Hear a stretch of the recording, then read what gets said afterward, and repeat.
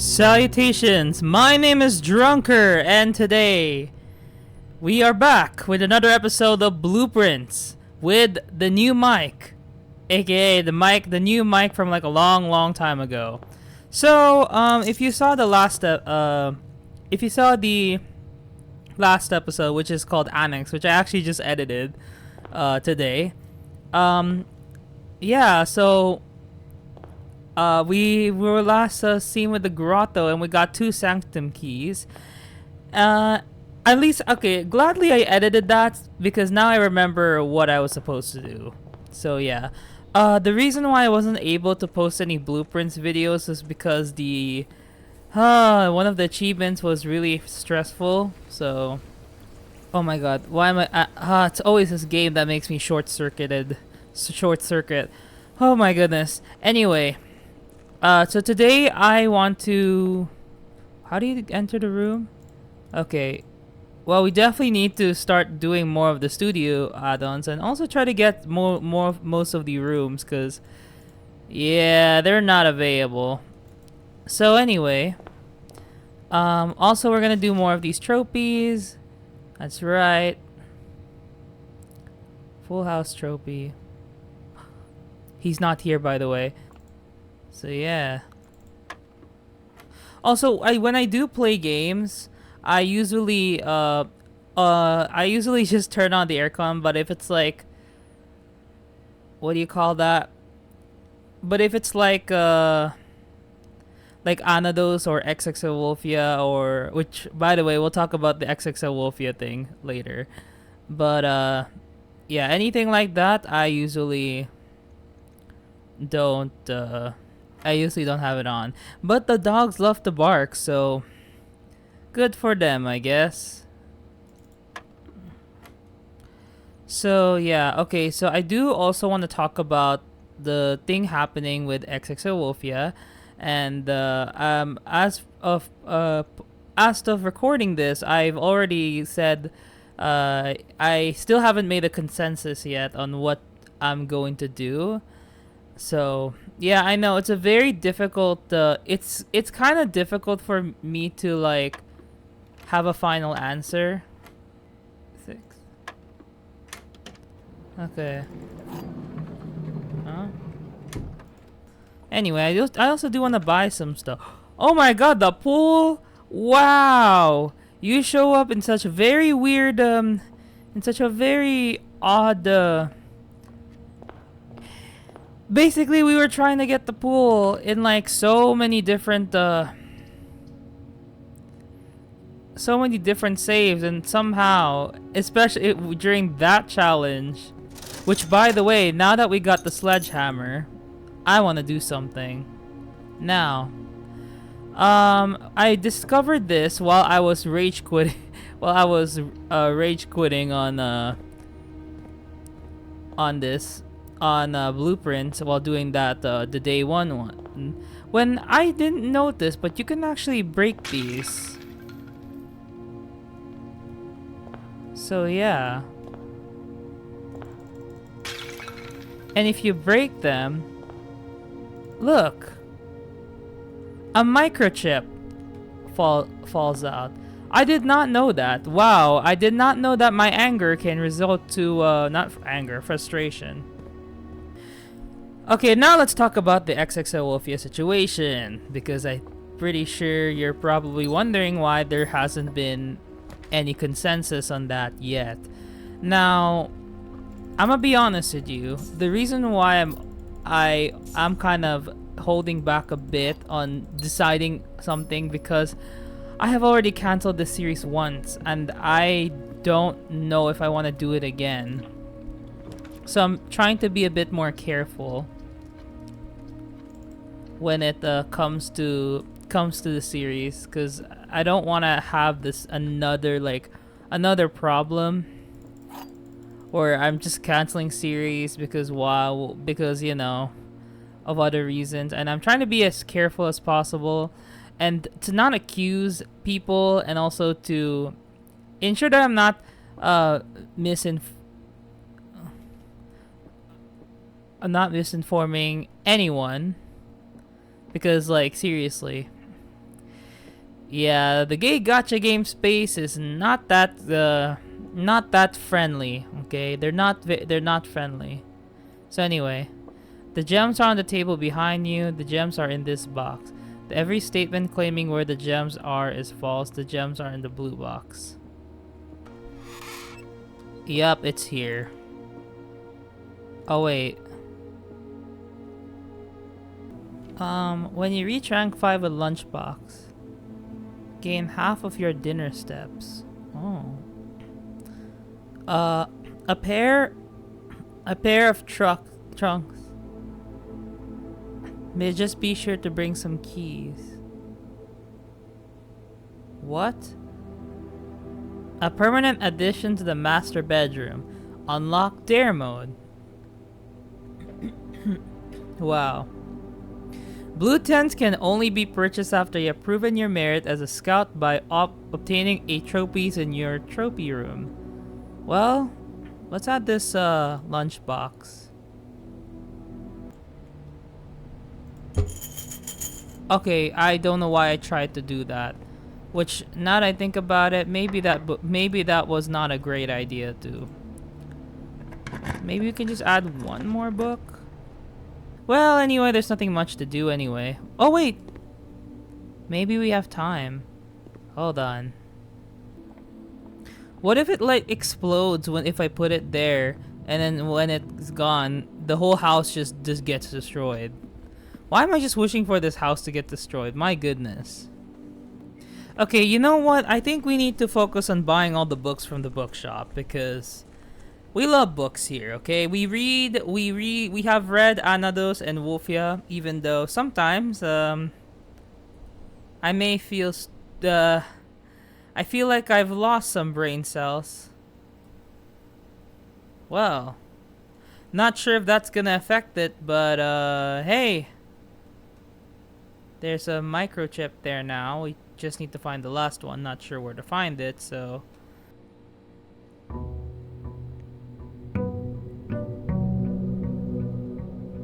Should I watch a queso video? Or should I watch a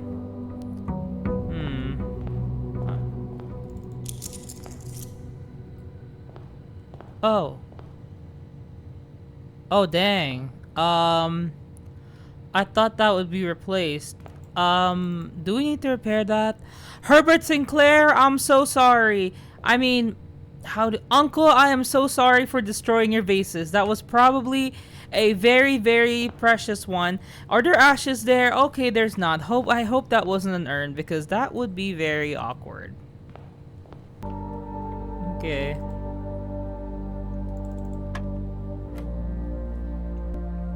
Wait, what's 12? Wait, hold on. Is that 144, right? It's 144. What's a diamond? I don't actually know what the diamond means, but I think that's probably cube or yeah, I think that's cube. Oh, look at that.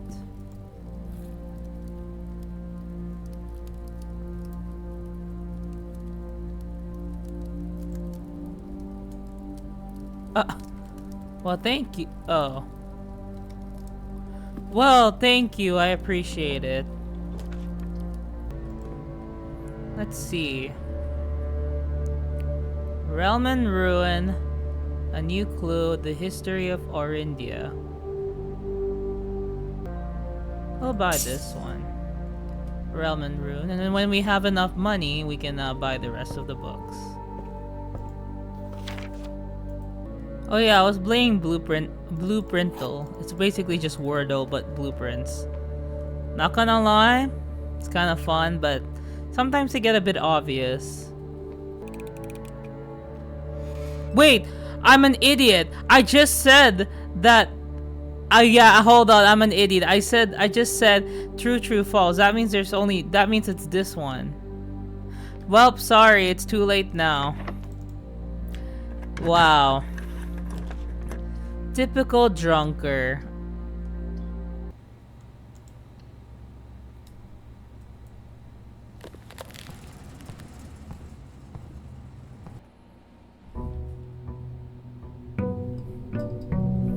249. Not sure how long this will be.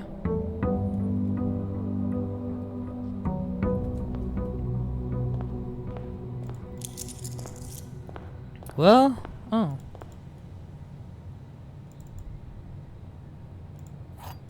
We'll leave that, yeah, we'll leave that compass there.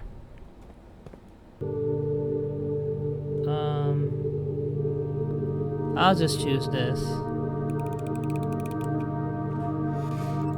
Oh, well, that's gonna make it harder now.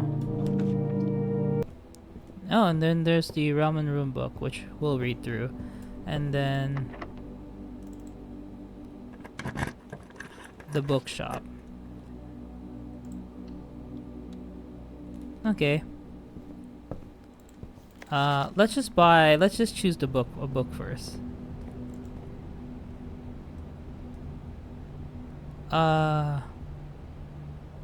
Should we buy a new clue? Let's buy a new clue. Okay. I feel like there's like a secret bookcase. I don't know. It's a bookshop, and there's a lot of books. Who knows? It could be just a secret book. A secret book that secretly hides something. Okay. Realm and Room, Sigils of the Past and Present. Oh! I think we know now. This is probably for the Sanctum. Introduction. When the scholars of the First Era found any hidden things, either of a natural source or resulting from the creations of man, they are accustomed to record these in various signs with the aid of figures. They did this in order that the sigils of their realm might not be understood by strangers. Historically speaking, sigils are not a new tradition. They have been found in every era and every culture and predate both written text and heraldic arts. However, today, when we use the term sigils, we are referring specifically to realm sigils, those crude circular marks of designation found on royal artifacts, buildings, and older documents. This book was written to make simple the understanding of these fascinating glyphs, and to clearly display the correlation between each sigil and the iconography of that realm's royal art. How is the image of a leafless burning tree seen in geometric lines, and what does that tell us of a kingdom's history? Each line, each circle, and each variation tells a story of the land.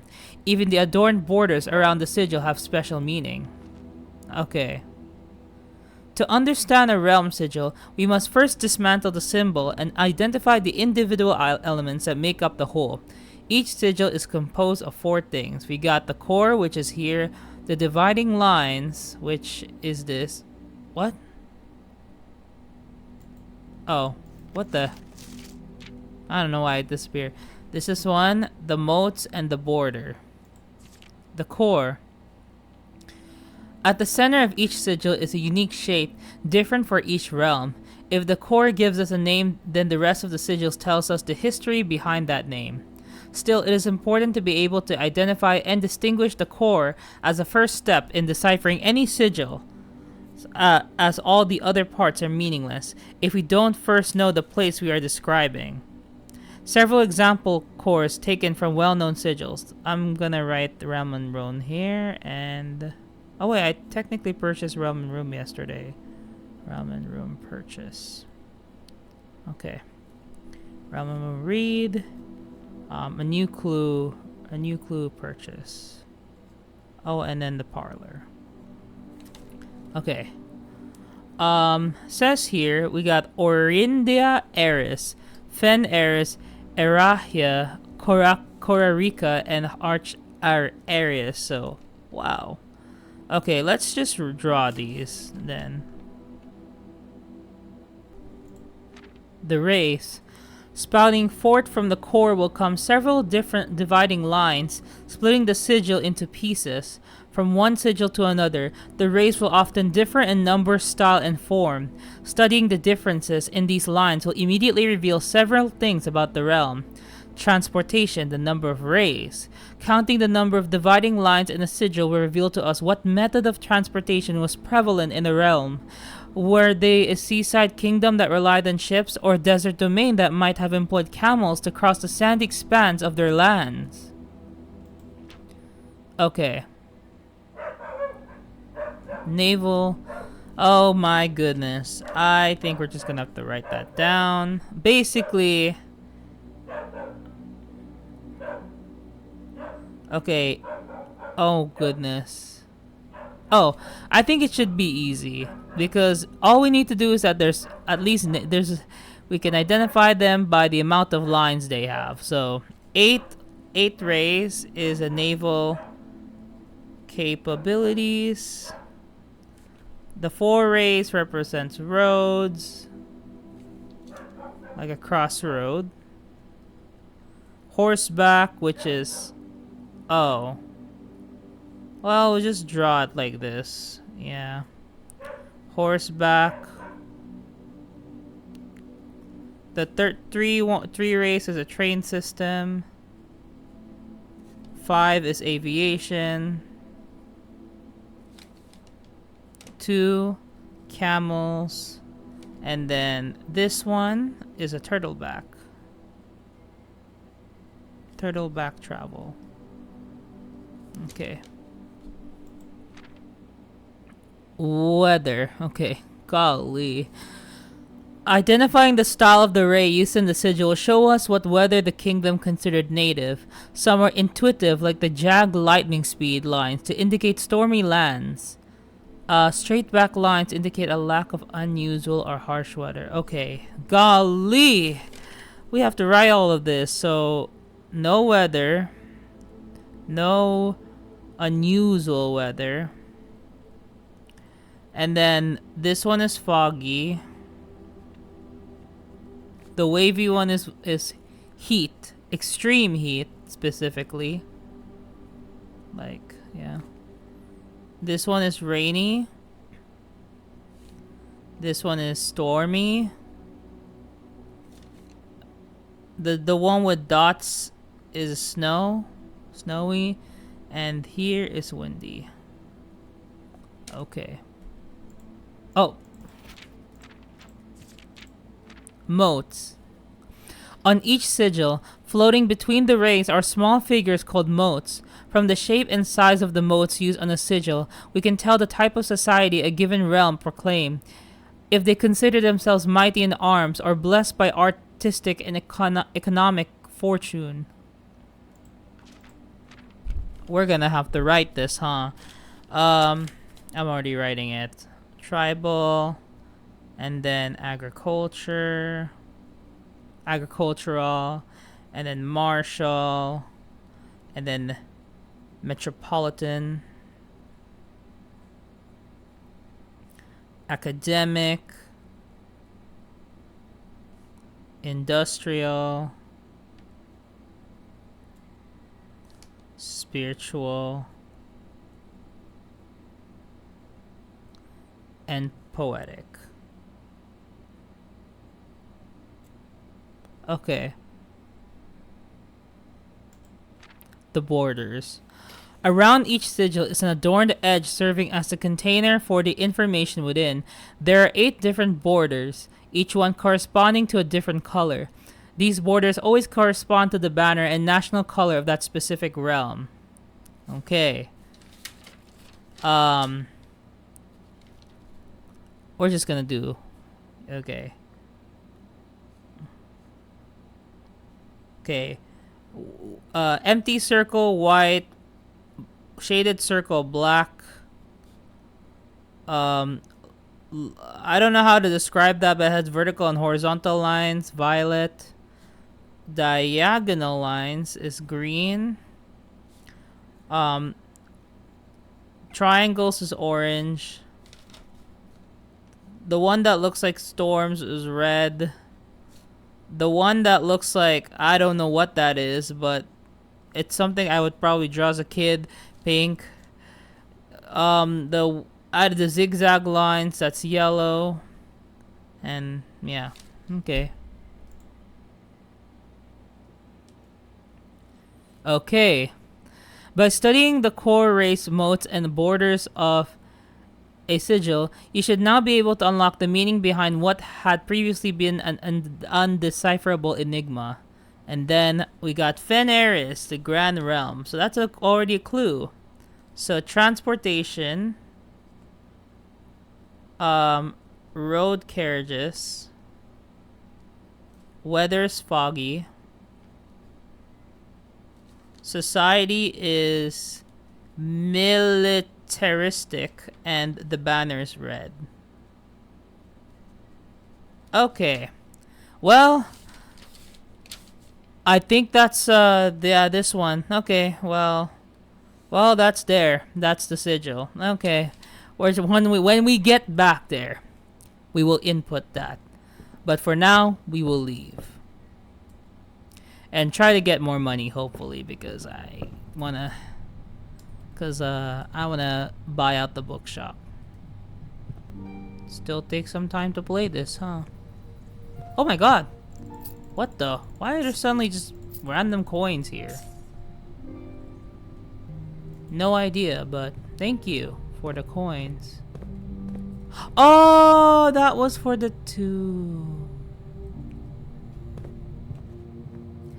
Oh, cause I got the tomb, so I think it may have registered.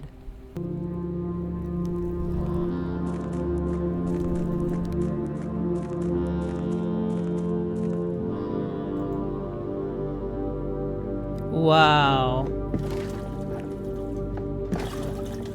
Have I already watched this? I don't know.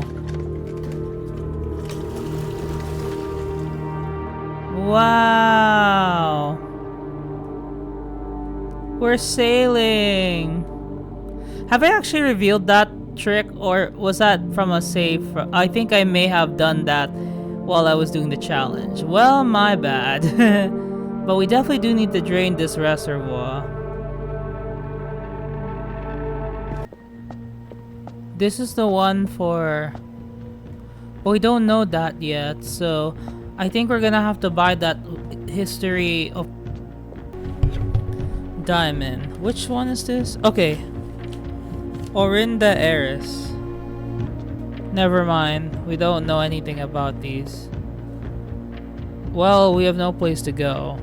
So. And we only have 36. Dang it! Did I get the thing in the pantry? I would have bought another book.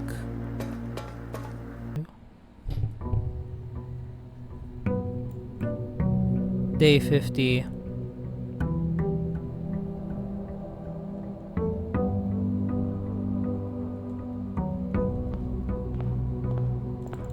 Boxes next to this book box contains gems. What the heck? I mean, to be fair,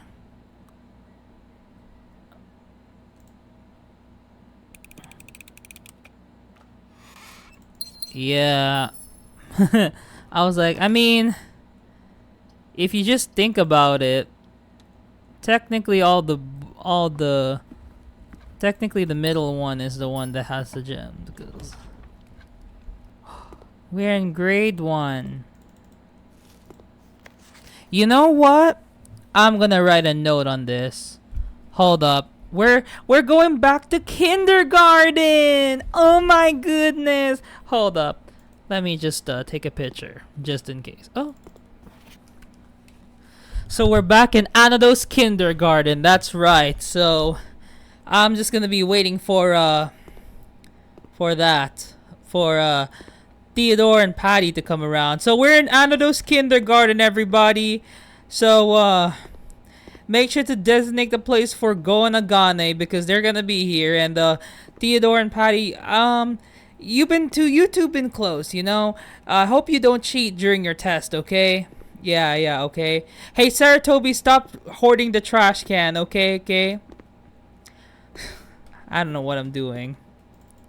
Okay, so I know this is very childish, but you know, the pumpkin is orange, the lake is blue, the lizard is green, the broccoli is green, The blueprint is blue. The grapes, the banana is yellow. And the grapes is purple. Now the thing is, I think that it comes in duos, right? Because there's like 12 of those, so that means the flags are either yellow, purple, or orange. So yeah. And apparently one of the flags here is right, so we're gonna have to identify which of the flag is it. So this one, the one that's incorrect is the lizard and the blueprint. So yeah. Wait. Yeah, this is correct. Orange, this, and this is purple. Because this one's supposed to be yellow. Okay. So we passed grade 1. Yay!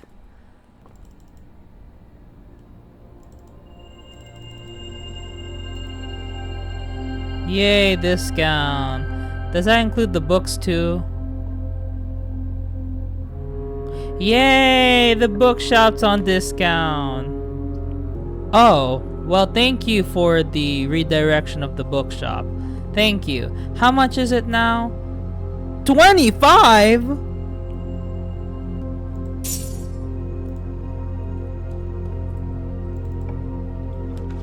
Well, duh, it did say it was... Well, duh, of course it's gonna be 25. They will never connect. They will never.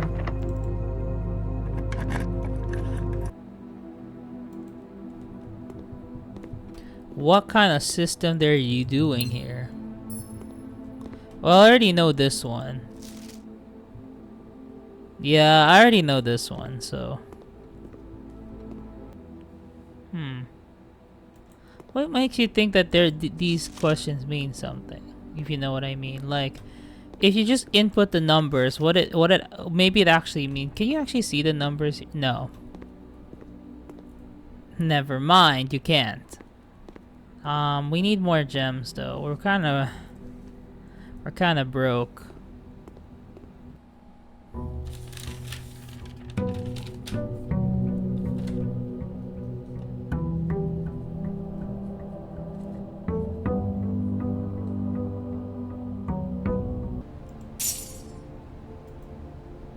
Well, wait, that's technically yellow because the stained glass color is yellow. Oh well, we got that one. Anyway, we already bought all the books here. So, let's read through a new clue. A new clue by... Wow, and we have the magnifying glass, so very convenient. By Marion Marigold. But... What the... Ah. Oh my god, we can literally zoom in. Wow. All he needed was to find a new clue. If he found a new clue, he'd know what to do. If he knew what to do, he'd likely tell you, for you are looking for a new clue too.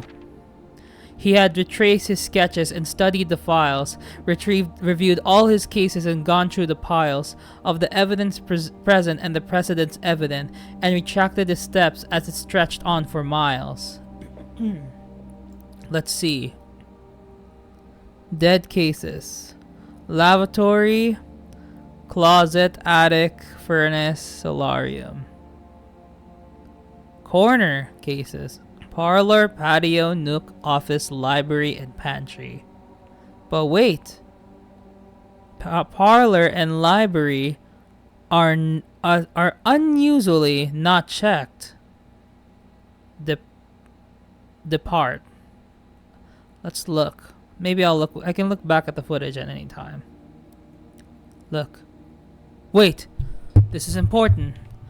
I will say it so that you guys know what it is.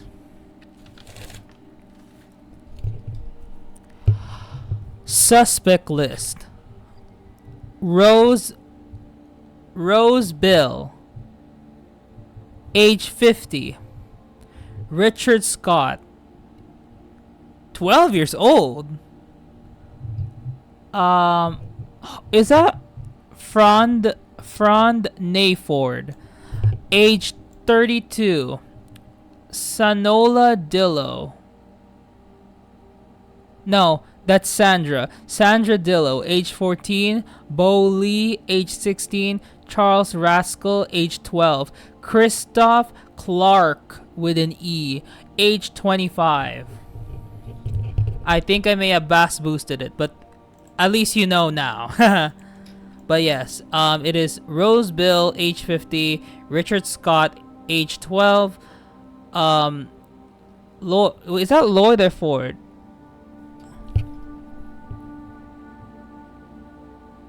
No, it's Frond. Sorry, Frond Manford, age 32. Sandra Dillo, age 14. Bo Lee, age 16. Charles Rascal, age 12. Christoph Clark with an E, age 25.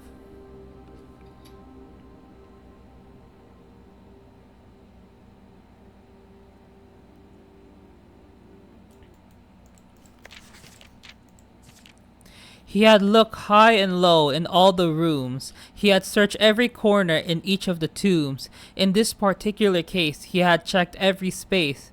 He found a new clue. He'd know what to do.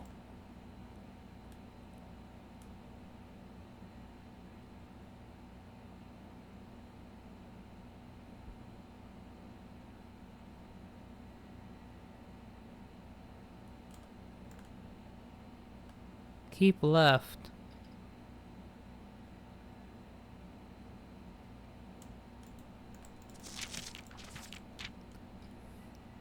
He looked and looked under beds and in nooks. He questioned the maids. He questioned the cooks. It was already over when he spoke to the coffer, who told him new clues were found only in books.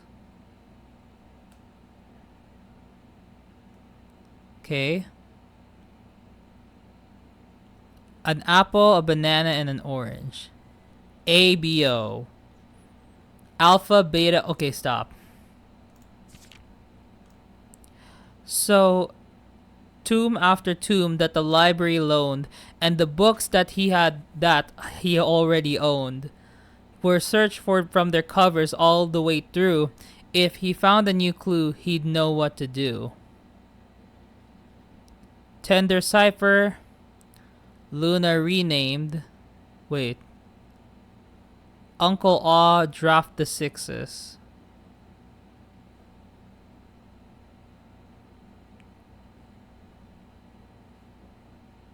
Huh, this one's pointing. I'm not sure what those stop signs mean. Those look like the book maybe he's reading. What's on the shelf?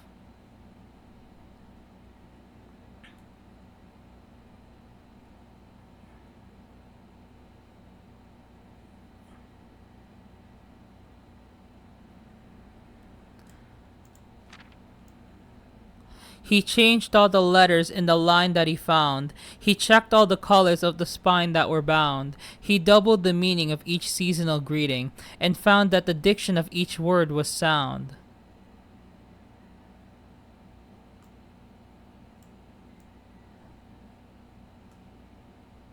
Huh.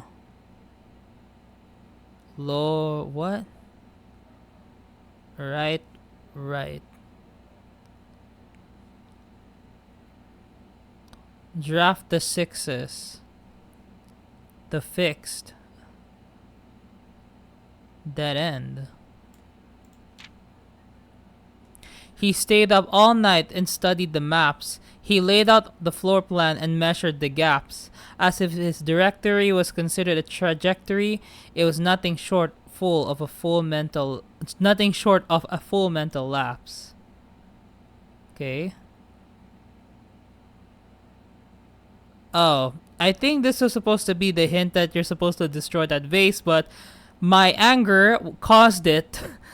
I don't know if I have the exact footage, but if I will, I'll just show it I'll just show it at that segment. Or show it now. But yeah, I literally was raging and I just broke this vase, and yeah, the microchip just fell off.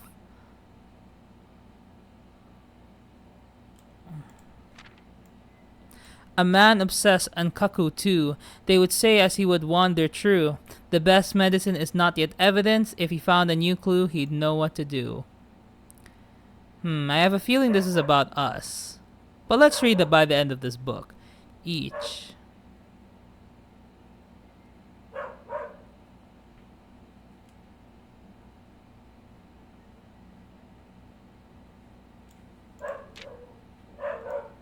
No.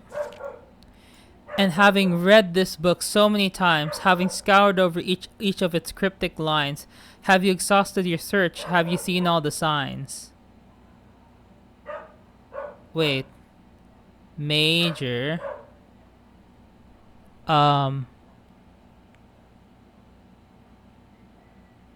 Wait! Look at this. There's a white king. There's a white king here. Let's see. No tome after something that the library something. Is it banned? And the books that can be bad that have already owned. Here search from their something all the way through. Assume page count starts on title page. If he found out a new clue, he'd know what to do. Okay.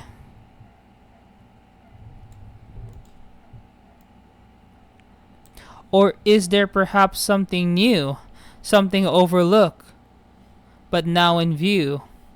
Have you finally found it? Could it really be true?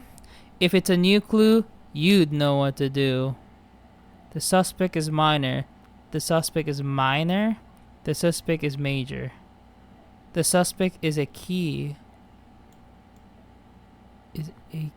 Is a key. Well, I think she's referring to us.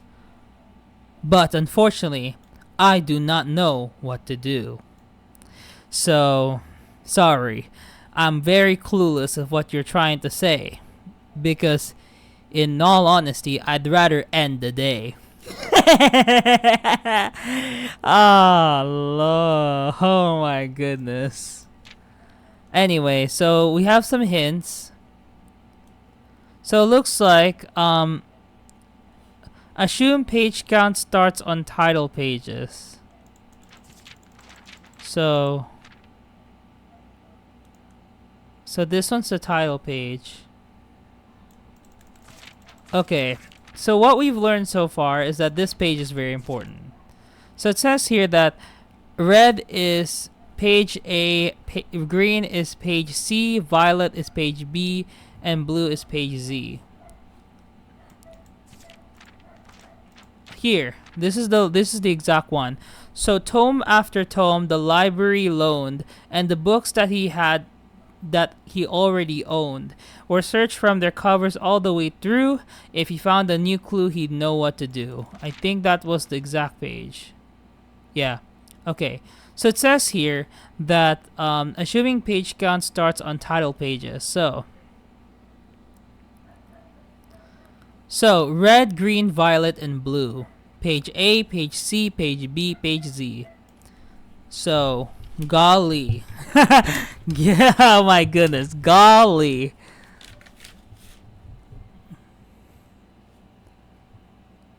Red is page A. Word what? Word X. Green is page C. Word A. Violet is page B. Word Y. And blue is page Z. Word X. Wow. And also this is apparently the library is a I think the library is a. I'm not sure, but there's a king somewhere around there, but I'm not exactly sure which room is this. So I think this might be the room 46 or what. I don't know. Well, it's, either way, I recorded it, so.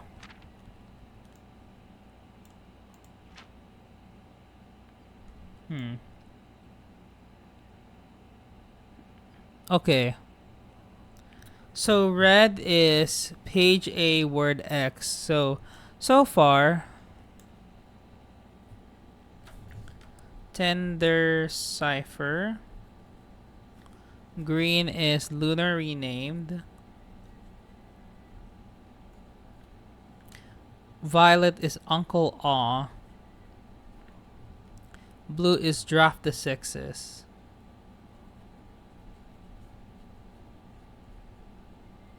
Okay. Oddly, this is a Violet book. Word Y. Page A, page B. So, page B, word Y. So, there is a U. So, for Violet, it's Y. U. I'm not sure if this is what they mean, but it's technically page starts with title pages, they said. Look, assume page count starts on title pages. So, page B for Violet. So, it's you. Well, it's either you or likely, but it says word Y, so technically it's you.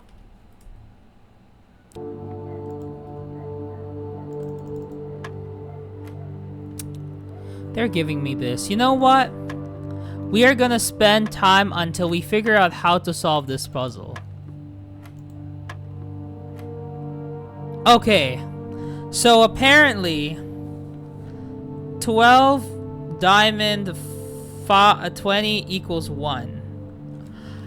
I'm not sure how that happened, but we'll just go with it. We are not gonna be we are gonna be starting this from the very beginning. But apparently some 12 diamond something minus 20 is equal to 1. I'm not sure how unless it turns 21. Wait.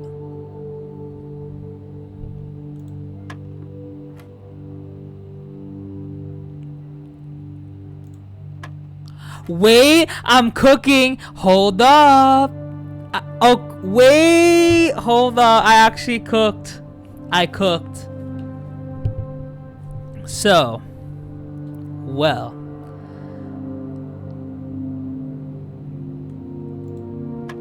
It's, oh my god. Drunky, you are such a big brain.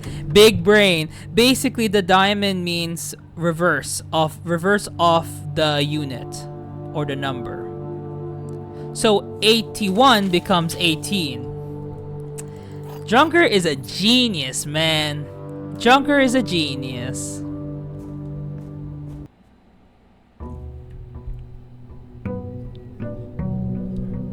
Day 52. We'll read all the books for this episode because, you know, who knows what knowledge you can gain.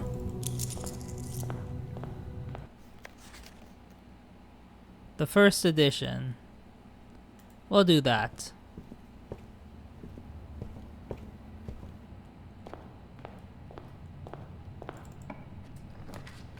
What in the...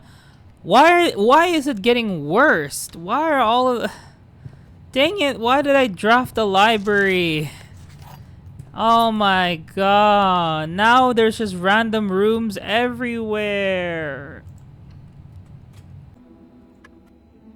41? 21. Wait. 41? 40. Yeah, 2. 25. 23. Wait. 52, 55. 9. Okay, so the gems are not in that box. This is probably false, so false. And this might be that this statement is helpful. But this could also mean that this is a very helpful statement because that means that this is the only conclusion we can come up with.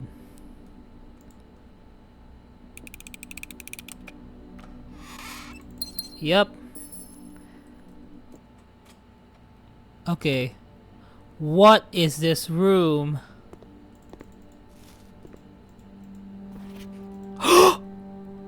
Wait, that could be. Wait, that the room in room 46.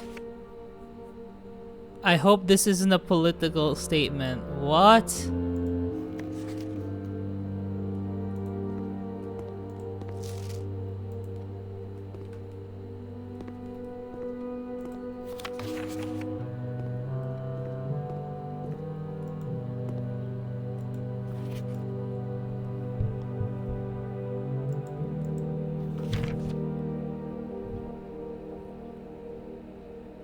Wow.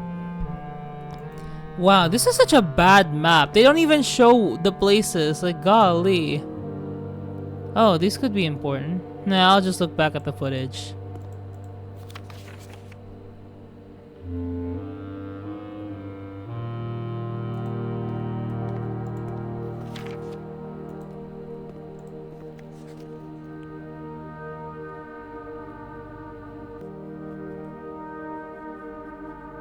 Okay.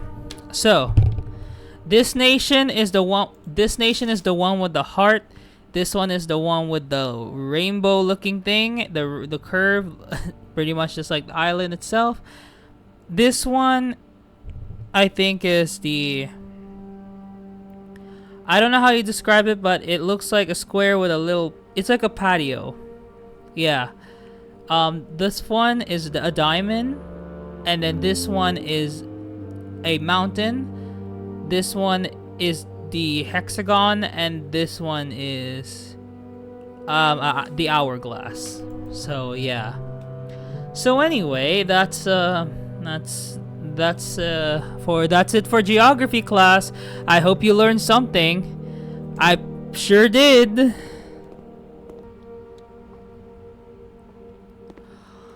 I don't think we can even access this room. Oh, we can. Oh shoot. Well, it's not like I can go anywhere.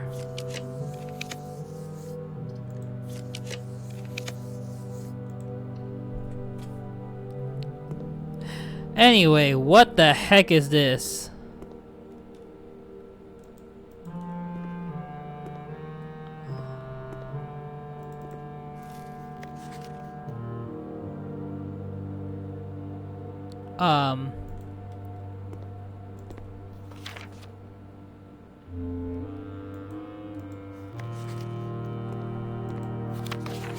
Acorn corn. What? Robot rot. Oh, root. I was like, robot root. Well, I think it should be pretty obvious, given that this room is a... Yeah, I don't think there's much of a difference. We already know this, so... Please be the wine cellar next. I need to... We're here for a while. I mean, we can always continue tomorrow.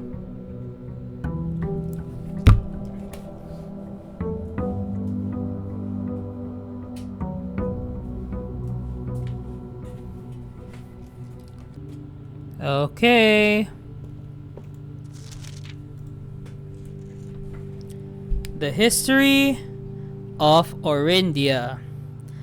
Ariha to Eraha by Caleb Manning. Get ready, we're gonna be reading. Forward. Orindia was once the name used to designate the realms of the eastern waters, Though the term is no longer employed in the halls of politics, nor commonly known to the average citizen, its memory flickers in the hearts of those who hail from the lands that it once encompassed, and many of the elder generation, in hushed circles, still refer to themselves as Orindians. Yet we must not let the flame of our history dwindle into the obscurity of whispered conversations, nor permit our leaders to enjoin us to abandon the name of our land. We must keep alive the embers of our past and preserve them for the generations yet to come. First we got Ahira. Most historians mark the beginning of the first era, often denoted. What the heck? Ahira. Most historians mark the beginning of the first era, often denoted as Ahira, by the ascension of the first king of Orindia, whose name, Oris, would later grace the burgeoning township in which he was crowned. Oris was known before his coronation as a prominent merchant lord of considerable means and affluence, whose sways in the region makes him the ideal candidate for the unification of the surrounding provinces. Regrettably, history is not always forthcoming, and the surviving records of those bygone days are mostly limited to trade agreements and sales receipts. Nevertheless, we can deduce from these ledgers that Oris had but one aim: expansion. The territory spread forth from the heart of Oris, and by the end of the 1st century, the black banners of Orindia could be seen fluttering in every hamlet and hostelry. Along every thoroughfare from Oris all the way to the western banks, a new kingdom was born. So I'm pretty sure the one that Kathleen put, the one that has the one that looks like a lock key I'm pretty sure is Ahira. Second era. It was the 4th king of Orindia who split this vast domain in 3 equal squares, 3 realms for his 3 children. To the eldest, he granted the fields and mountains of his great-grandfather, the middle province and heartsprings of the kingdom. The eldest accepted the gift and called his new realm Orindia Aries, after the angelic paragon of royalty Orindia. To the youngest, he bestowed upon the realm of Arch Aris, the land of the northern storms, a wild and untamed expanse which at the time was not as developed, but a good deal more vast than the eldest brother's lots. And to his middle child, his only daughter, he gifted her the southern region of Araha, the mystical realm of the ancestors, a land steeped in tradition, magic, and the poetry of the old tongue. The third era. As the second era drew to a close, the 3 sovereign realms had achieved a period of remarkable progress and prosperity. Each of these distinct regions, ruled by their respective sibling monarchs, had blossomed, cultivating the bountiful resources of their lands, and developing a unique character and culture that set them apart from one another. Despite those differences, the sibling monarchs managed to maintain friendly relations throughout their lives and were known for their cooperation in matters of trade and transportation.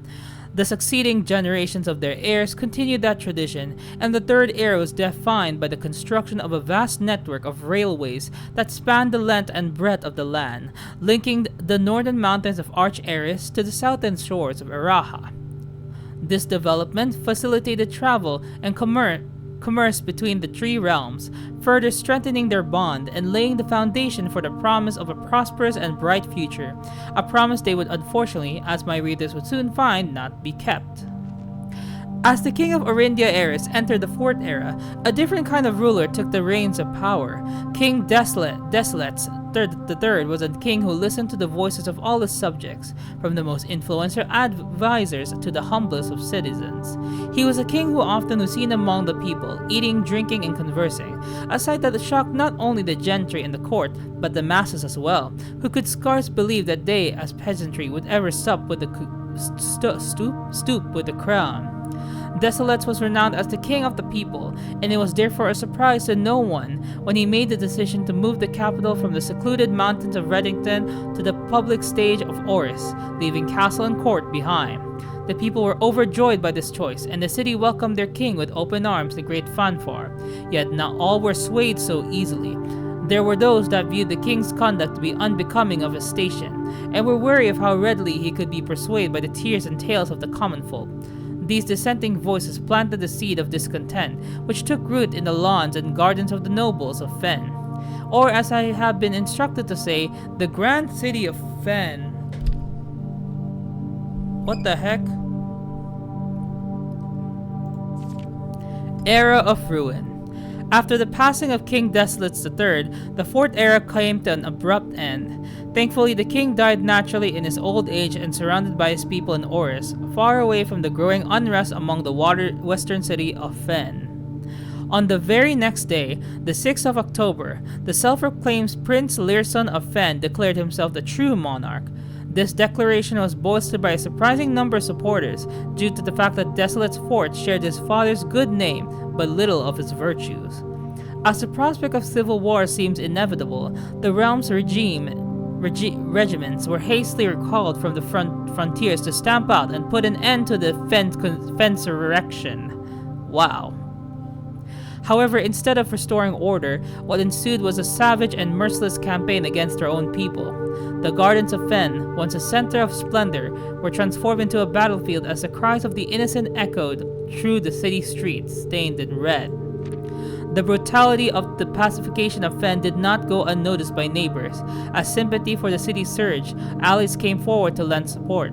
Among them was the general of the Northern Regiment who, sickened by the barbaric actions of the other Batalons, joined forces with Prince Learson to form a formidable army.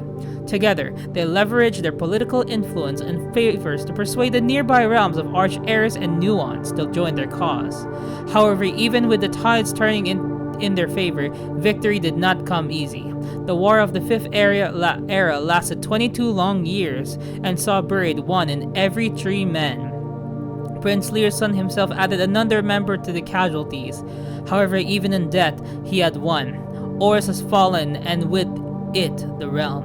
The black flags that had flown for 5 eras were burned, and in their place, red banners were hoisted in honors of the fallen of Fen.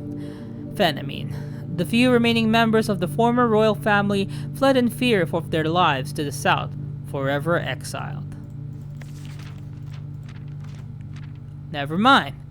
Today, the realms inherited by the 3, Fen-Eris, Arch-Eris, and Iraha, once again stand united as allies. Though the distance between our people has grown, our connection to this land remains as strong as ever. The spruce and birch that span across our realms serve as a constant reminder that we all share a common past.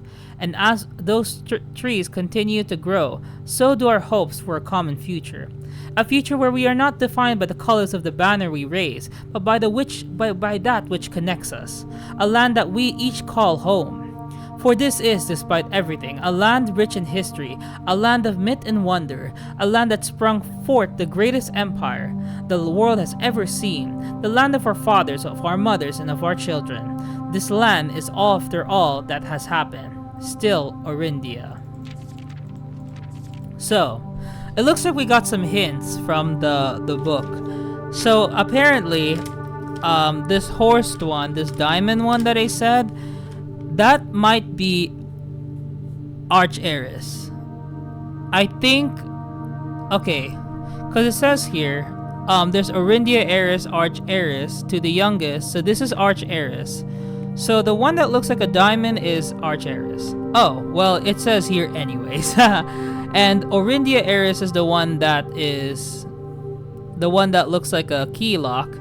And then, wait, hold on. What was the name of this? I forgot. I'm gonna have to look back to the recording. But yeah, Fen-Eris is the one with the diamond.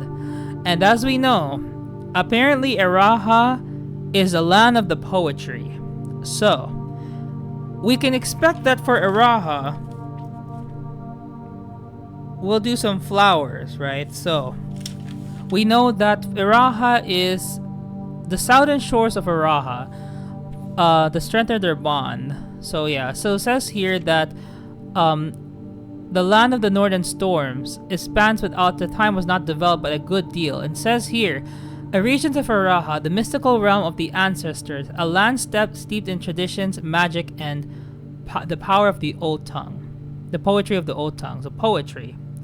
So apparently we also got from Arch-Eris that the northern storms, right?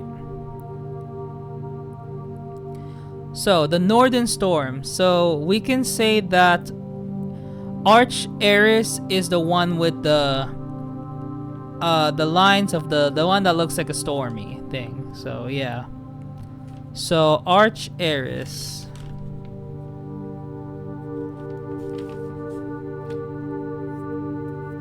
Oh wait.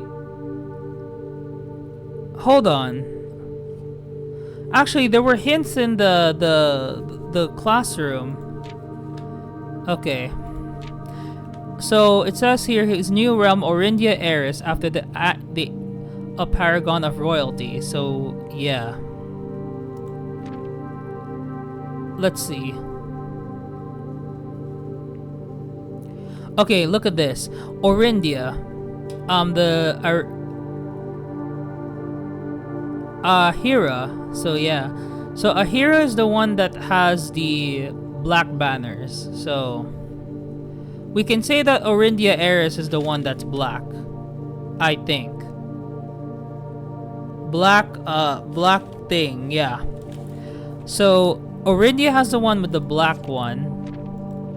Fen apparently has the one with the red, because it says here there's also a nation called Nuance, and apparently it's a neighboring country. And based on what I've seen here, apparently Nuance might be the one that looks like a diamond. Is it? Yep, I think it's the one with the diamond. So, I forgot what the... Okay, I cannot understand my handwriting, but I'm just gonna say Kaverica or something. Kaverica. I don't know. I'm just gonna have to look back my recording. And then Arch Heiress. And then Eraha. And then Fen Heiress is the one with the pentagon. And then Orindia Heiress is the one with Orinda, something. And then Nuance is apparently the diamond. Okay.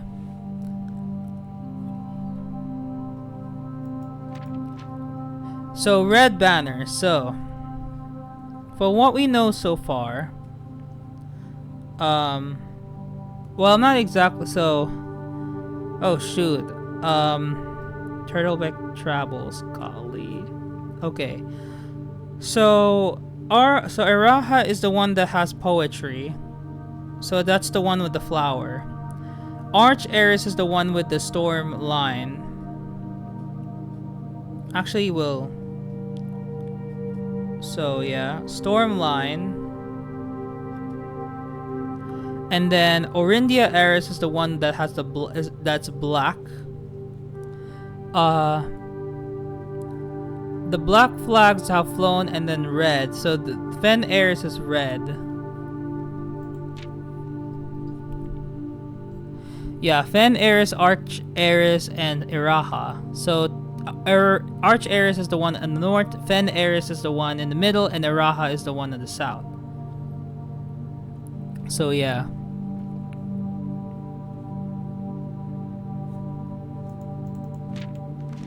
Let me see.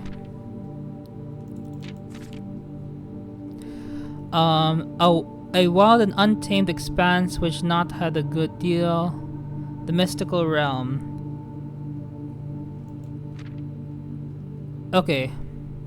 Let's read this. So Oris, which later before merchant. Okay. Oris was known before his coronation as a prominent merchant, so yeah. And the surviving, nevertheless, you can deduce that but one aim expansion. So expansion was one of them. I don't actually know. Wow. I actually don't know which is which.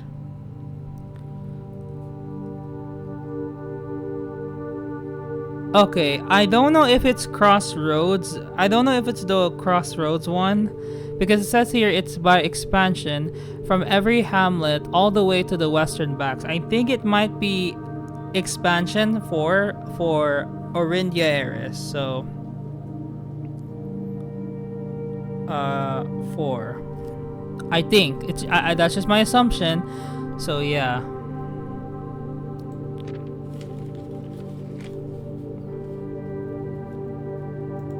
Oh, what the heck?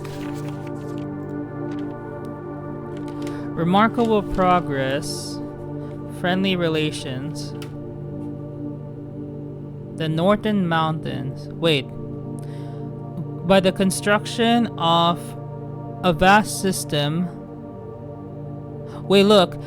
The succeeding generations of the heirs continued that tradition, and the third heir was defined by the construction of a vast network of railways that spanned the length and breadth of the land. It could be not 4 or 3. So yeah.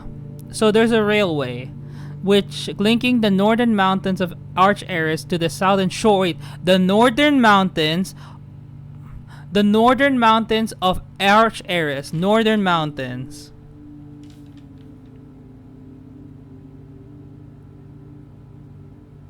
And then to the southern shores. Says, look, southern shores. So there's definitely some Navy related stuff.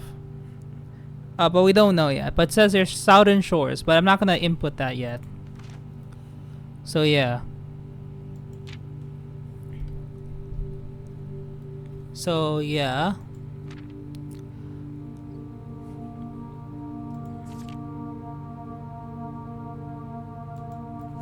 Okay. So far we still don't know much of the other nations. But yeah, we at least know that the diamond is nuance. So, golly. But I think I know which colors, the colors for the sigils. We just have to go back to that classroom. Golly!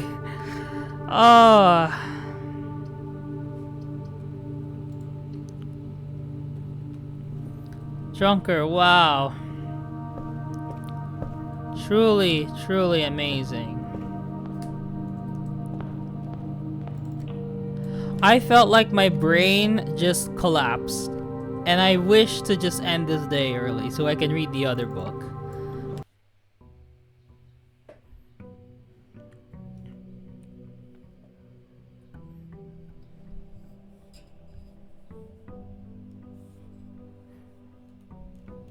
Okay. Hopefully I can try to get the classroom. How can you draft? Oh wait, the drafting studio can also do that. Man, why did I think of? Okay. If I remember correctly, there's a classroom in the drafting studio.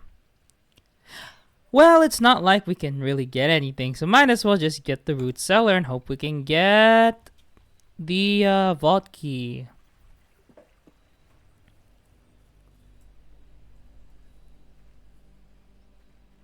Okay, so the last 2 days are going to be trying to read The Curse of the Black Bridge, which is the last book from the library. So, be prepared. My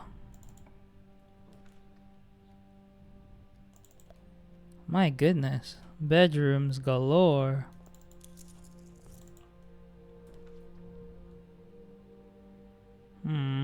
It is nice to always get ourselves to complete these ones, so I'll do the billiard room.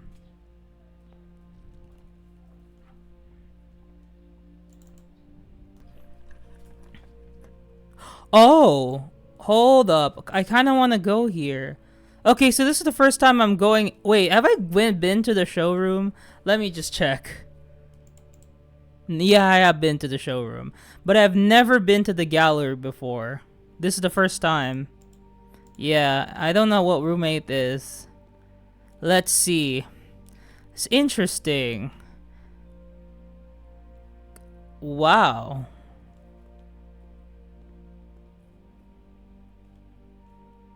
Oh my god! Oh my god, the Shadow Kings are all here but in boxes. Hybris, oh my goodness, I did not know you were shaped like that. Dang! Look at Jade! Asmon, oh, we know that hole is big, okay? We know. Getting so close to Fegor, you're getting a little too close to Bizbub. Wow, what's this?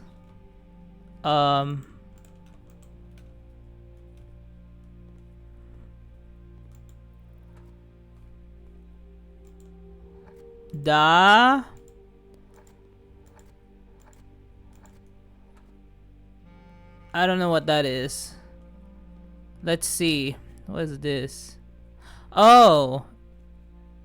Oh, okay, so these don't have names. I think this is called... Could be thick, you know. What the heck? It felt like I was.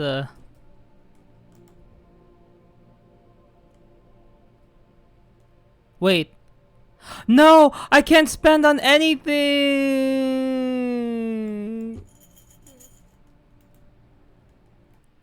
And we're gonna be reading through Curse of the Black Bridge. I don't know what this book has, but I mean, last day for this episode, not last day for this series. Golly, we have a lot to go through, and we still cannot find this drafting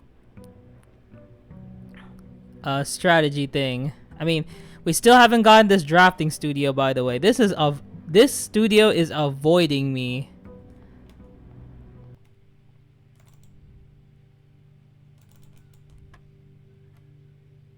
Oh god, what is this? So it looks like they're now doing these 3 things now. Thanks. Oh my god, you really want me? I have to calculate this? Golly. Oh my god. 20? What is that half 20? That's like... That's 7? No, it's like 6. Somewhere around 6 or 7. Like 6.5, and this one's like 3.3. So 20 minus 9? Or 2. Okay. I think it's 20 minus... I think it's 20 minus... this one. Yeah.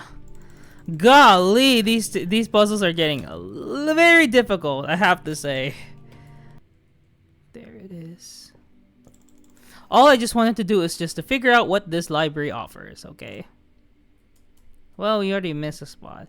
Aha! We finally got the Curse of Black Bridge. Thank you. It's already December 31st. My goodness, Happy New Year! Okay. This is lore. The legend of Black Bridge is one that's well known to the people of the Grand Realm, for versions of this tale have been passed down from generation to generation. With each new telling, the story has changed, becoming over the years more colorful, more verbose, and, as one might expect, increasingly horrifying. However, with so many renditions and unique personal touches, the task of confining and binding this tale to text seemed an ambitious and impossible challenge. Over the course of my research, I have heard dozens of variations of the legend, and while the details would often change, I was surprised by how much of the story's heart remained the same.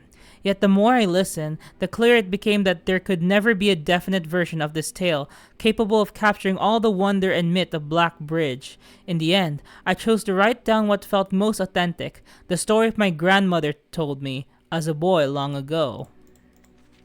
Part 1. The Berry Picker from Oris. Many years ago, before peace had become a familiar word, there lived a group of rogues so wayward that the locals deemed it appropriate to call their number the Unholy Hounds. They were feral outlaws composed of society's worst in a time when society was at its worst, and for each crime that fearful travelers credited to the group, a dozen more lay unclaimed, each worse than the last. For the gentry, however, who often value their coffers more than their companions, no crime could measure more wicked than the group's primary enterprise, high road robbery. One such member of the so-called band of rogues was a boy of 13 years, Jesper, who had not been lucky in life, having lost 2 brothers to war and parents to famine. In the years of hunger that followed, Jesper lived in a gutter behind a churchyard, relying on the nourishment of scurrying bugs and weeds harvested from the cracks of the alleyway to sustain his pitiful existence. It is not surprising that a child aiming to escape such hardships would take any easy road out. An easy and well-traveled road paved with temptations, leading out of the city and into the gentry lands where loose purse strings entwine with the strands of salvation and glisten equally with the hope of opportunity. It was this road that eventually led Jesper to the end of his youth, a hidden cave at the bottom of Black Bridge Canyon. It was here that he met his surrogate family and saviors, the notorious gang of godless outlaws known as the Unholy Hounds. Despite the hardened circumstances that had led him to this vocation of banditry, Jesper was surprisingly tender-hearted and was often teased by the group for being too kind for such an ignoble life. For this reason, Jesper was assigned the innocent role of berry picker. It was not just innocence that set berry picking apart from the gang's more wicked undertakings, for it was the only duty performed without the safety of night's concealment. Jesper, no stranger to solitude, did not protest that he alone worked while the others slept soundly, tucked away in the cave at the bottom of Blackbridge Canyon. On one such occasion, Jesper decided to get an early start. He left the cave, berry basket in hand, and set out in the woods before the morning sun had even brushed against the tallest treetops. It was colder in the mornings, but the headway dawn afforded meant Jesper could reach the furthermost berry patches without worrying of being chastised for tarrying upon his return. It took over 3 hours on foot to reach his destination, and along the way, Jesper had passed by many a familiar bush, all priorly pillaged and so bereft of berries that one would have to dedicate several moments in earnest examinations before finding a single one. Jesper was patient, but even patience has its limits. He is confident that even accounting for the time lost to this long stretch of travel, his efforts would be well worth the pains. Surveying the patches in this new grove surprised even Jesper. The red dots suspended among the leaves seemed as numerous as stars in the sky. Upon seeing such a bounteous sight, he clutched his berry basket tightly and nearly toppled over out of joy. Once he had regained his senses, Jesper quickly made a decision. He would not reveal the location of this newfound treasure. Instead, he would earn the respect of his confederates who, upon seeing his yield, might attribute the success to hard work. Smiling at his plan, Jesper sets off to fill his basket and was making steady strides in this task when the sound of thundering hooves interrupted him. A carriage is approaching. The thought of it made Jesper freeze. Had he been so enchanted by this discovery that he had neglected to observe his surroundings? How could a roadway be so close? He ducked down and crept toward the impending sound, hiding behind one of the larger bushes nearby. It was only a moment more before the sound source revealed itself. Within 50 paces of where Jesper hid, an elegant carriage with gold trims came soaring around a corner of trees, led by 2 beautiful white horses and conveyed by a stern-looking driver seated atop the vehicle, flaunting the most sophisticated regalia Jesper had ever seen. It was not just any carriage, it was a royal carriage. Even without ever having witnessed such a sight before, Jesper was certain. The sight had so transfixed Jesper that he stood awestruck, unable to tear away as the carriage approaches. The little concealment the bush provided was soon proven unequal to the driver's lofty perch, and upon spotting the boy, he pulled the reins with such an effect that the noble steed slid to a sudden halt with precise control. "You boy, get out from behind that bush," he shouted with a rigidity that betrayed a modest amount of fear. "You startled me half to death coming round the bend of my own drive, and me seeing such an unfamiliar face in a place where there not be any face." Jesper quickly contemplated running. The man was much older, and his dress was suitable for courtly behavior, not dashing through the bramble and mud. I was picking berries." Jesper raised the half-filled basket up to allow the driver to see the proof of his words. The demeanor of the man suddenly changed. It was a change that Jesper was familiar with. He had many times seen that same stern expression on the most fiendish bandits melt away when presented with a berry basket. Any suspicions that the driver might have had instantly evaporated, for even the notion of a member of the unholy hounds picking berries seemed farcical, yeah. The softened expression even made allowances for a smile. "Berries, eh? Say, you couldn't have picked a better spot for them, could you? I used to pick berries here as a boy." Jesper took his cue to finally step forward out from behind the bush, proudly brandishing his basket. "I know, and what luck I found them. I only just begun picking, and look how many I have. It would have taken me 4 folds of time back home to procure this number." The driver bent down for a closer look. "And where is your home, boy? It must be quite far." Jesper replied with a script response. "A little south of Tanner Fork, just past the burnt woods." "My God, that is far. You couldn't have come all that way only this morning." It was true. Tanner Fork was in the exact opposite direction that Jesper had traveled, and while that response would seem perfectly reasonable in a location closer to Blackbridge Canyon, he could see why it might seem less believable here. Sir, I have traveled much farther for much less profit. I dare say there is no distance yet made by man that would not be worth undertaking for a price such as these. Surely you have tasted them yourself. Jasper felt happier with this response. Oh, sorry. I'm so sorry. Apparently I mistaken the old man. Or something. Sir, I have traveled much farther for much less profit. I say there is no distance yet made by a man that would not be worth undertaking for a price such as these. Surely you have tasted them for yourself. Jesper felt happier with this response as it seemed to amplify the man's smile. In my youth often, but I took it for granted because I never had to travel very far. And even then, my father would always drive us here in our carriage, so I'm ashamed I've never had to walk such a stretch to earn an equal reward. It was Jesper's time to smile. Then let my effort reward us both today. He raised the basket even higher. A taste in memory of your youth, sir. Oh my god, this is long. The driver chuckled and removed one glove, bending over the seat to reach down to the basket, and at that moment his fingers touched the first berry. The dagger in turn met his throat, cutting through a superficial layer of skin and drawing blood. Jesper caught the man's startled eye. And for that taste, I'll have your purse, sir, in memory of my youth. The driver's arm had gone stiff, his chin raised and trembling, more frightened than he had ever been before.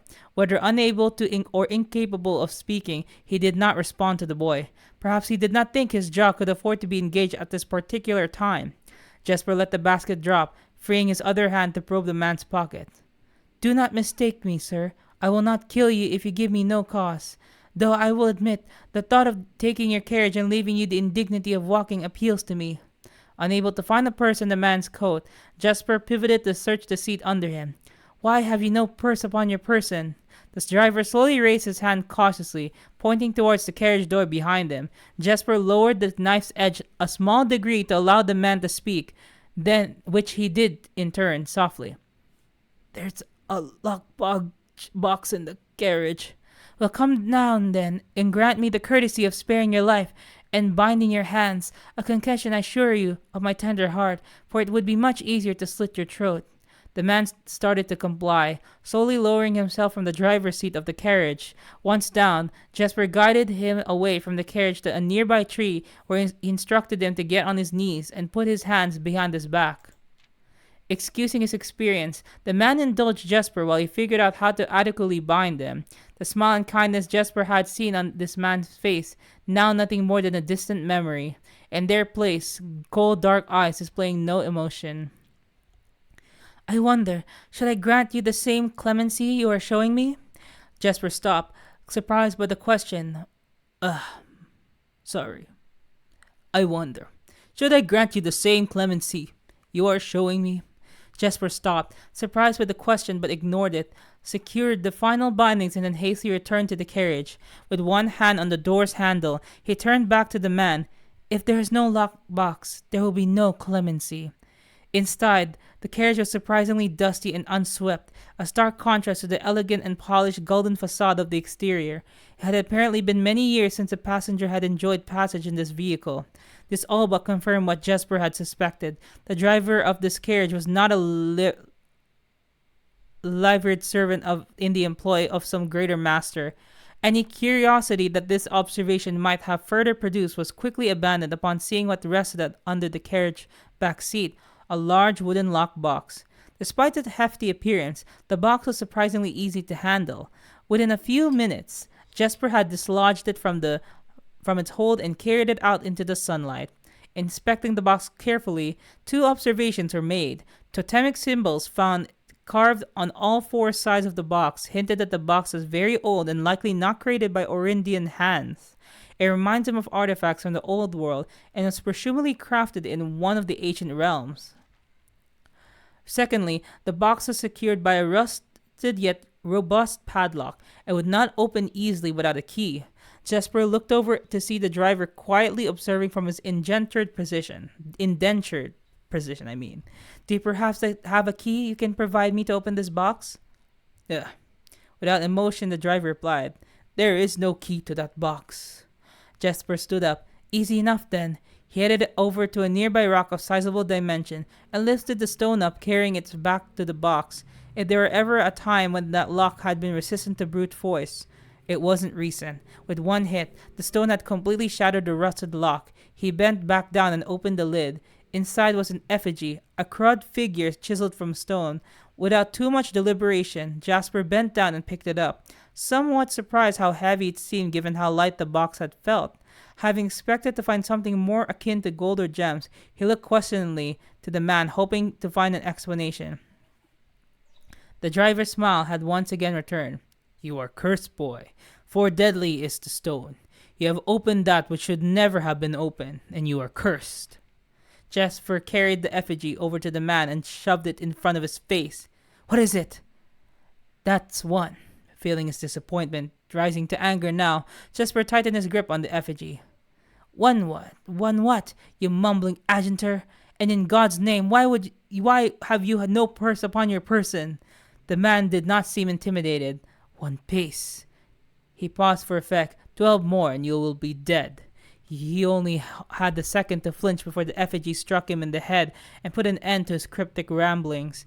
If there was ever a time when the old man had been resistant to brute force, it wasn't recent. Jasper looked down at the sculpted stone figure, now splattered red. Was it cursed? Was he cursed? He had of course heard stories of curses and had never doubted their validity in the past, but now that he's standing face to face with the possibility of being cursed, his mind pleaded with him to be skeptical. And if he was cursed, what difference would that knowledge make? A dozen more paces would not be enough to find another living soul, to say nothing of the chances of procuring a remedy. If he did not move from where he stood, he could live maybe another 3 or 4 days, maybe more given the abundance of nearby berries. A plant that, if we ignore its obvious faults, might provide additional opportunities for help to come along. But what good would that do? To be discovered here, beside a body, stolen goods in hand, bloated from berries and raving about a curse that could very well not be real? No, it would most certainly be better to face one's fate now, take a dozen paces and see if life goes on. But Jasper found his leg unable to make that first step. His mind was unable to convince his limb to waste away 1/12 of his life in a single motion. Feeling the desperation sink in, he hopelessly looked about him for a solution. And if by some stroke of luck the gods have heard his plea, a miracle materialized before him as he found himself suddenly at the end of a fairy tale. Wow. 2 white horses and a carriage of golden trim were beside him, the answer to his immediate prayers. He laughed at his fortune and calculated the short number of paces back to the road. 4. Perhaps only 3 if he jumped. He made a quick survey to see if there was anything he wished to grab before taking the plunge. He thought about removing the driver's fancy coat, as that appeared to be of some value, but the additional risk of undertaking such a task too great to chance. And so, after a profound breath, he took his second, third, and fourth step, though they were quite large. Seated now behind the horses, he reached for the reins and suddenly realized that he was still gripping the effigy. If the curse was real, then it would most certainly be better left here. If, on the other hand, the story was fictitious, there might be some appraisal that could be made of the figure. It was, after all, found within a locked box whose typical function of secured objects of value. Having witnessed firsthand of the horrors of the destitution, Jasper found his mind equally reluctant to allow his hand to let go. If it's cursed, I die. If not today, then tomorrow. And if I died, what care have I? And with that statement said aloud to the horses seemingly, Jasper took up the reins with confidence. Part 2, Below the Black Bridge. Golly, this book is long. Miller awoke to some light nudging from a familiar foot. Only one person would have had the cheek to awaken her in such an ill-mannered fashion. Shaking the sleep from her eyes, she glared up at him in the darkness, but did not say a word. He nudged her again, teasingly, then stepped back into the dim. After taking a moment for her eyes to adjust to the darkness of the cave, Miller remembered she was on third watch today. Quietly collecting her things and wits, Miller turned as she left, waving to her young friend, who was more than likely already asleep. She crept through the cavern's main passage, careful to not wake the sleeping bandits around her. Like a hero in a book, she often mused, Quietly, she grabbed a bow from the haphazardly formed pile of weapons, shaking the accompanying quiver in the darkness to assess how many arrows it held. She then walked towards the sun-drenched mouth of the cavern, ready to start her shift. Above her, in one of the few trees found in the canyon, Miller could see that Ravia was already posted. She waved, and Ravia waved back. Calling out to each other was strictly forbidden. Anything louder than a gesture in the canyon was forbidden. When Miller reached the tree, Ravia lowered a braided rope and pointed to the ground behind her. Miller turned, following the finger, and saw a pail of water resting beside a nearby log. She turned back to Ravia, nodded, and secured the pail to the rope. The pail went up first, and in turn, Miller followed. Ravia reached across to grab the water. Miller leaned back to give her space. There was not much room for maneuvering in the tree post, a nearby concession for the concealment the output demanded. Ravia tilted the pail up to her mouth, dramatically illustrating how thirsty she had been. Miller laughed silently as water poured out, splashing onto Ravia's face. It was a bit too daring and noisy of a joke, and had the others been around, they would have certainly been scolded for the unwarranted sound. But Miller appreciated the efforts Ravia took to verbalize the silence of the morning. They had been on the third watch together for over a month, and during that speechless time, their friendship had grown into something special. Affection was unsurprisingly scarce among the unholy hounds. She had felt camaraderie before, of course, but intimacy never. From their elevated vantage, the girls could see both the concealed entrance of the cavern as well as a clear view of the bridge that spanned across the canyon. Black Bridge was the link between the Gentry lands and the northern mountains, the overpass that connected Oris and Reddington. To the city-faring travels of the realm, the bridge was an unavoidable cross. In this day, the task to ensure that travelers passed by without stopping. At night, the task was to ensure that they do. Like most of her band, Miller preferred the night. The biting glare of the sun might be tolerable to farmhands and bricklayers, but to a cavern house bandit, it was a source of constant annoyance. In the day, there was no shroud to conceal her expressions, nor to hide her thoughts. She felt exposed. Ravia touched her elbow and pointed up. Miller, striving to suppress a budding smile, stubbornly shook her head in response. There were many signs that the unholy hounds used to lure in words, but the two of them have developed an extended vocabulary. Gestures quietly forged in the shared solitude of their month among the branches. She watched as Ravia shifted, placing her palms flat on the floorboards beneath them. Miller knew what she was trying to say, but shook her head a second time. It was often more fun to pretend not to understand. Ravia rolled her eyes and turned away, looking back to the canyon, squinting. Through the leaves, the two girls held still, watching and listening. It was not long until Miller, too, heard the sounds of approach. Ravia held up two bent fingers, and a few moments later, two men emerged from the bridge's southern end. They were dressed in a familiar uniform, long gray coats with black facings, white waistcoats, and black tricone hats. They belonged to the local patrol, the Black Guard. Although not an everyday occurrence, their presence at Blackbridge wasn't an unusual sight. It typically indicated an important traveler's impending passage across the bridge, information that the girls would promptly relay to their leaders as soon as the coast was clear. But this report, while exciting, was rarely acted upon. In Miller's 5 years in the Unholy Hounds, she had never once seen a carriage taken in open daylight when the Black Guard was nearby. The men had nearly reached the bridge's north end when Miller heard the horses, faintly at first, but growing louder with each passing moment. Ravia's eyes met Miller's, the same concern mirrored in each other's expression. They did not sound like the typical carriage, cautiously approaching to the bridge to cross. Instead of the familiar crunch of the high road's gravel, they heard the harsh clattering of hoof beats against stone. Both girls quickly redirected their attention downwards, looking through the foliage. The sound were not coming from the high road, but from the canyon itself. The horses were coming from below the bridge. In an instant, Miller had notched an arrow and drawn her bow. Go! Ravia was gone before the whisper had even left Miller's mouth. The young scout was already sliding down the bank below, racing towards the cave. There was no road that ran below the canyon. There was no reason for numerous horses to be approaching their cave. There was only one reasonable conclusion, and both girls had reached it instantly. The base had been compromised. This was a blackguard attack.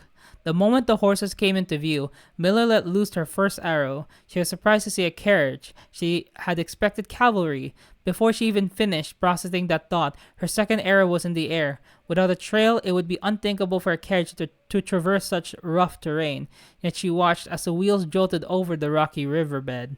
A third arrow was now in flight, and there would be no need for a fourth. The driver slumped over just moments before the vehicle dipped into a small ditch, slamming into an embankment. The force of the sudden halt immediately shattered the front two wheels and catapulted the driver from his seat. Utterly confused now, Miller quickly glanced over her shoulder to see if any horses were also approaching from the rear. Down in the canyon, the entire horde of the unholy hounds came spilling forth from the earth as if hell itself had suddenly sprung open. The group seemed even more bewildered than Miller, half asleep and tripping over one another in a desperate attempt to engage an unseen enemy in combat. Miller could see Ravi among their number, the only one looking up at her. Her expression was chilling. There would be no need for a silent gesture to convey what they both now realized. They had made a mistake. The gang's chieftain, Jeffrey Heartslasher, led the others, cautiously approaching the crashed carriage like a suspicious fox would near a baited trap. There were no words exchanged as the group crept forward in customary silence. A dozen or so paces in the front of the wreckage lay the far-flung driver, an arrow protruding from his broken body, and beside him a blood-stained effigy carved from stone.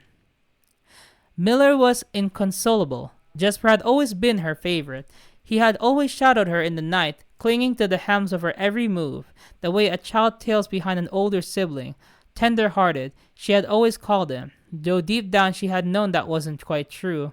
His appearance of gentleness concealed a raw, resilient durability that emerged in the most perilous of situations.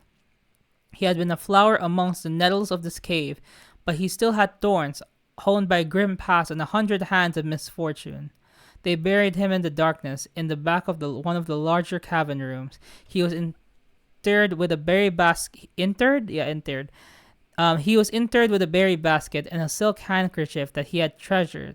The mysterious effigy they had found beside him served as a distinguished gravestone, a marker that stood out as somewhat special among the rows of similar swords marking neighboring plots.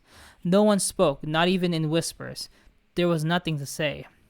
Miller awoke the next day to a thunderous shaking and rattling of the earth, a far cry from the playful nudging of the previous day. She strained to adjust her eyes, but the choking sting of stirred-up dust caused her to flinch. Panic was also in the air. The sound of scurried footsteps and clattering feet filled the space around her, but even in alarm, the silence was louder. Why was it that sounded so strange? Miller closed her eyes tight and used her feet to glide her along the passage. The whispers around her were getting louder, and intense voices could be heard ahead. Louder speech than she had ever heard spoken in the canyon. A growing dread grew as Miller approached the mouth of the cave, her eyes now open wide despite the dust. Shouldn't it be day? Miller felt a hand in the darkness pulling at her. It was Ravia. The two embraced, and Miller did not need to see her to understand. Ravia placed two bent fingers against Miller's cheek, and with that, the touch against her face. Miller felt the same sinking feeling from the previous day. Two bent fingers confirmed what Miller had suspected. The girls had forgotten to relay one critical piece of information to the other. An hour or so later, the screams began, blood-curdling cries of hopeless desperation. Captain Frederick Lee of the Black Guard looked down from the ridge of the canyon to the collapsed entrance of the cave. He grinned. Now they speak. That's it. This is the entire book.